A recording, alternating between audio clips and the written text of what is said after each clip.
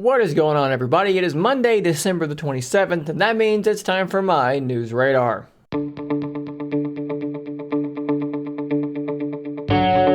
Let's start off this episode with something that kind of came a little bit out of left field for me. Didn't really see this one coming.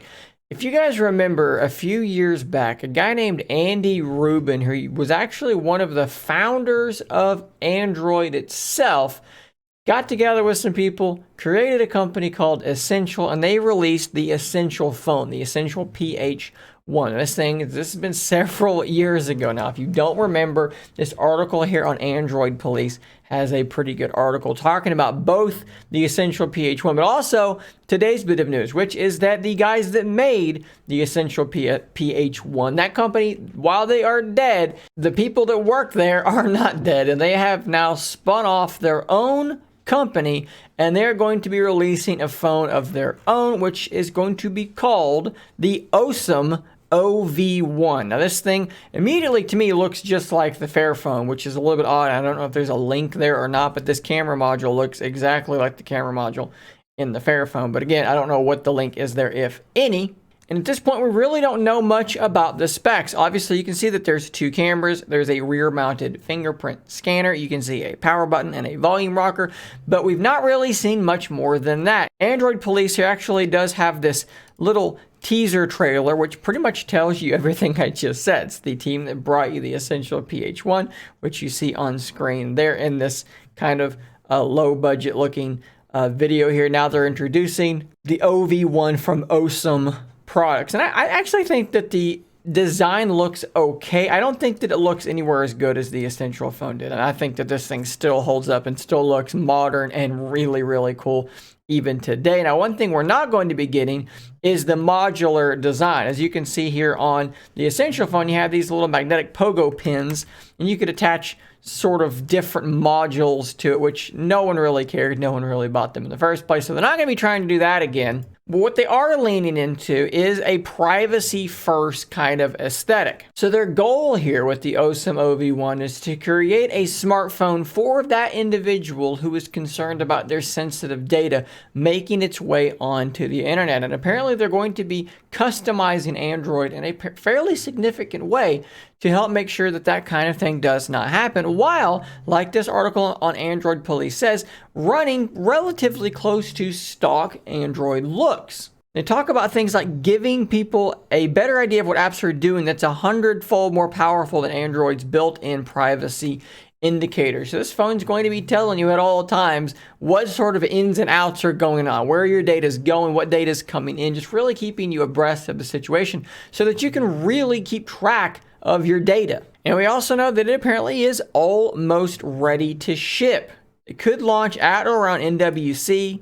We're probably looking at summer of 2022. Now, guys, there's a ton more information in this article here by Android Police. So definitely check out the link to this article down below that like button. But I think this is a really interesting concept, and it's something that I'm surprised hasn't happened more often, but I guess maybe I shouldn't be surprised, because in my mind, I go back to, a handful of years ago when the leaks by Edward Snowden pretty much just told us outright that people were intercepting our text messages, our videos, and so forth, our photos that were being sent back and forth, government officials, these facilities capturing all the data. They were seeing all of our information. Apparently, there were rumors that people were, oh, look at this picture. This woman sent this guy that I just now intercepted. Oh, look at this. And they're sharing it with each other. There's, confirmation in these documents that they're able to actually turn on your front-facing camera and look at you through it. I mean, these are things that were leaked in real documents that are almost 99% surely to be real. This is something that was happening. And it seemed to me like the entire world just kind of went, and just rolled on and didn't care. But surely there have got to be people out there that really do care about these things, and really don't want their stuff being intercepted, and don't want to think that the government is looking at them through their front-facing camera. We have these pictures of people like Mark Zuckerberg putting tape across his selfie camera on his webcam, I should say, on his laptop and things like that. These people aren't doing this for no reason. They know that this is a thing.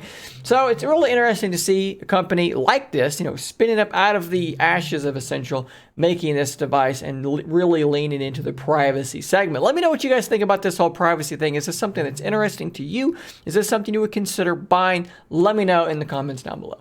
So let's switch gears now and talk a little bit about the Pixel 6 and the Pixel 6 Pro. As you guys can probably remember, when these devices first launched, there were a ton of people talking about bugs and glitches that they were experiencing. Now, in these reviews, a lot of these things were kind of minimized and they were, okay, these aren't that big of a deal, whatever. They were given pretty solid scores regardless, and it seemed as though some of these bugs were getting fixed as time was going on. However, it appears that with an update that was just sent out to a small grouping of Pixel 6 and Pixel 6 Pro users, that these bugs might actually be getting a little bit worse. So let's look here from Android headlines. We'll have a bit more information. So they write here, users have reported various sorts of problems, including connectivity issues, ghost dialing, and more. Android Police is reporting that auto rotate is breaking on Pixel 6 phones as well. They also reference the idea that some people are experiencing basically every sensor on the Pixel 6 just being disabled at random.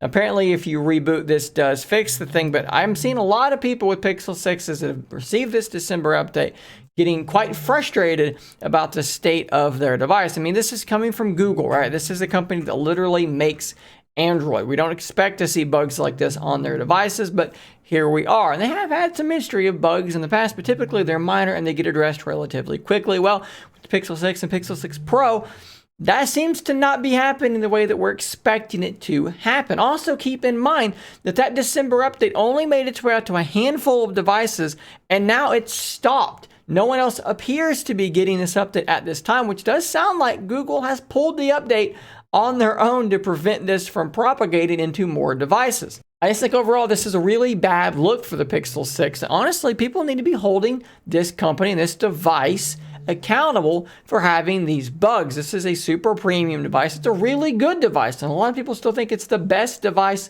that Google has ever made, but we can't ignore the bugs on Pixel any more than we could ignore the bugs on anything else. We can say maybe they're not that big of a deal, maybe someone isn't having them, but for the people that are having them, they're very, very frustrated, and Google needs to get this together, and they need to get a fix out quickly, and maybe just fix the December update altogether before shipping it out to the rest of people. It might also be worth asking why the Pixel 6 can be riddled with bugs, and those bugs be largely ignored as they fail to get fixed, and more bugs are introduced, whereas certain other devices do not have that same benefit of the doubt being given to them. So a little while ago, I showed you guys a folding phone to compete with the Samsung Galaxy Z Flip being made by Huawei. This thing looks really, really strange. If you don't remember, I will be showing you again here in just a second. But now a video has come out showing a major design flaw with this thing that to me means it just can't compete with the Z Flip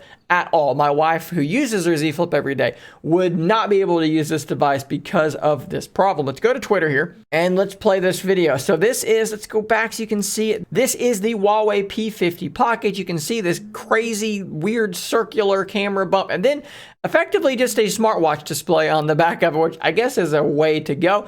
Weird looking device, but I digress. Let's move forward and you'll see exactly what I'm talking about. So with the Z Flip 3, you can do what's called flex mode, where you fold this thing up and it will lock into even that position. My wife actually does this all the time. She'll be eating breakfast at the table and I'll look over and she'll have her Z Flip sitting just like this, playing a video up here, so she uses like a little kickstand, and she does this all the time. Well, with the Huawei P50, flex mode does not work well at all. It just flops right back down, and in fact, you'll see here, he has to get this thing up to a pretty far angle before it's willing to hold itself in place. It's going to be pretty much straight up and down, which is not, and if it goes any further, it will just flop back down. That's not a good viewing angle at all. This is not what you would expect this thing to do, and this, to me, makes it wildly inferior to what the Z Flip has. Now, I know this is only one small thing, but as someone who uses